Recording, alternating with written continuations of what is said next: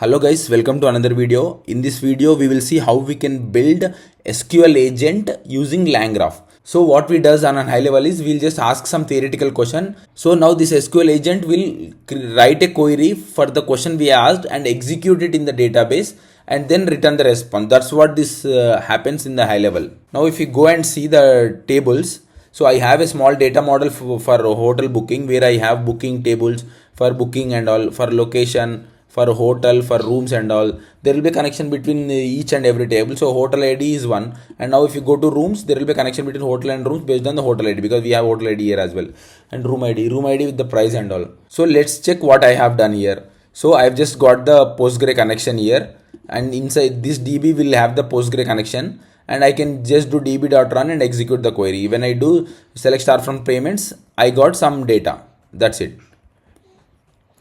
So I'm using two util modules here, and what I'm doing here is, in the first method, whenever I want to trigger a tool, I'll trigger it through this particular method. And what I'm doing in this particular method is I'll execute the tool, and in case if error happens, then I am asking to handle it through this particular method again. And what I'm doing in this particular method is I'm just appending a new message called a tool message of type tool message to the messages in our graph. What is messages and all, we'll see down. So I'll just append the error messages saying that this tool has got this so and so error while executing. That's it. That's what I'm doing in this two util methods. That's it. Now I am using the SQL database toolkit class from LangChain community model, inside which we have few tools to execute the query, to get the schema, to get the table names and all. So I'm just using that particular class. If you see in particular class, we have to pass the DB name and the LLM, and this particular toolkits.get tools. When I got these particular 4 tools, right now this has only these 4 tools. One to list the query, one to execute the query, one to list the tables, one to list down the schema and all. If you see here, I'm just using one particular tool, dot invoke of customer. It gave me the metadata of all the customer, like 3 rows from the customer and the customer DDL both. And if you see here, list tables tools has listed me all the tables in my database. And what is this list table tools and all? I got it from this tools from this tools only. See, I'm just iterating these tools, and if tool name is this, I'm just selecting that tool. That's it. Now I am creating some methods or tools, whatever we call here. So inside this particular method, I'm just executing the SQL. That's it. Whatever the SQL query is passed, being executed on our DB. That's it. If you get an error, it throws an error. That's it. Now here I'm creating a chain called query check chain, and what this chain does is it will just validate whether the SQL query which the other LLM has created is valid or not. It is just for the verification purpose. So I've just created a prompt. You are an SQL expert with strong attention and details. Double check the PostgreSQL query for common mistakes. So it is just for checking whether the SQL query generated by other LLM chain is correct or not.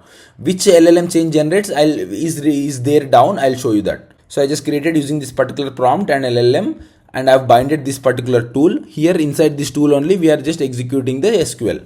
That's it. Now I have imported the required libraries. As we know, in LangGraph we create a class, and inside the class we declare the variables, and those variables can be accessed at any point in time in our graph. So right now I have only messages, and so this messages variable can be accessed at any point in time, and this add message is nothing but to append the messages. So wherever we call the messages, because we have annotated with this add message, it will just append the messages. I'll show you that. And so I've just created a very basic graph, and to this graph or to this workflow I have to create nodes and edges. So let's create nodes first, and then let's create the methods and make them as nodes. So this is one method, and inside which I am just calling this particular tool using the AI messages. And what this tool does is it will just list down the table names. See, this is the tool ID. It doesn't need any argument, so it's empty. And also we have another method, and inside this particular method, this will also act as a node, and inside this method or a node, we are using query check. Query check is nothing but the chain which we have created here to validate the SQL. So it will just validate whether the SQL is correct or not. That's it. It will just read the last message from our messages, because these messages will get appended at every stage in our graph, and it is just to validate this particular method, model check query. That's it. Now if you see, we are adding the nodes. Now the first 2 nodes are similar, and the second nodes 2 are similar. and the only difference between the first one and the second one is, in the first one we are just using the AI messages to call the tools, and in the second node we are just directly calling the tools. And why do we need both? I'll tell you. And also here we are just directly calling the tools, and here in this particular node we are using the same particular tool, get schema tool only, which we have used above, but it is being used through AI. And why do we need to do like this? Why do we need to call these particular tools twice, one with AI, one with not AI? Because if you see, when the user asks the question directly, what is the schema of album table, then without AI also our tool can judge and get the schema information for album table. What if the user asks, can you show me the table with artist information? So now we need an LLM, and LLM will decide, okay, artist information will be there in the albums table, so it has to get the schema from albums table.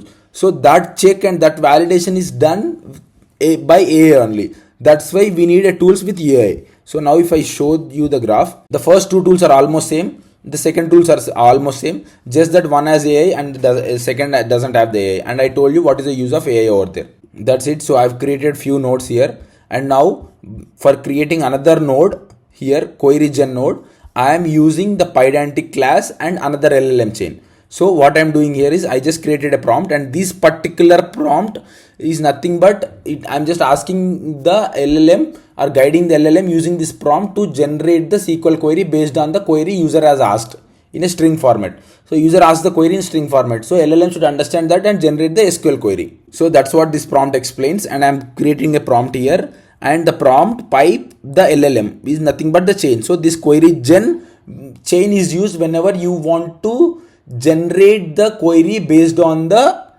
string which user has given, and we are binding that to this Pydantic class. So using this Pydantic class we are just extracting the SQL query from this response which this particular chain has given. That's it. So this is the method, and this method is converted into a node, and inside this method, if you see, first I am invoking based on the state, I mean whatever the message we have till that point, where I'm just invoking this particular chain. And now next I'm just validating whether this particular chain has tool calls or not. If it has a tool calls, I'm just checking if it has the submit final answer or not in the tool call name. If it doesn't have, I'm just saying, so I'm just appending with the error message of tool type, tool message type again.